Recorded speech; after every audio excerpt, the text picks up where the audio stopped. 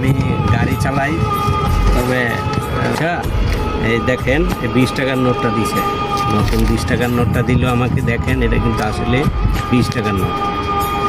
20 টাকার নোটটা দিল, দিয়া বলছে যে আমি তো আপনাকে 200 টাকার নোট দিচ্ছি। আমি বললাম ভাই আমাকে 200 টাকার নোট দেন না, 100 টাকার নোটই দিয়েছেন। ওরা দুইজন ছিল, বলছে না 200 টাকার নোট। আমি বলছি 20 টাকার নোট। পরে আমার নামাইয়া, আমি অবশ্যই ওই সময় ভিডিও করতে পারছি না, তো আমার নামাইয়া চেক করা হয়েছে, আমার পকেট চেক। एक बार धोखा खा चुका हूँ, दोबारा नहीं खाऊंगा। पहचाना मुझे? টাকার নোটও ছিল না, 200 টাকার নোটও ছিল না। পরে অনেক লোকজন জড়ো হয়েছিল। তারপরে সবাই দেখে যে আমার কাছে কোনো 200 টাকার নোট নাই, 100 টাকা আপনার এই 20 টাকার নোটটাই আছে। আর অন্য এই নতুন আর 20 টাকার নোট নাই, একটা এই নোটটা ওরা দিছে।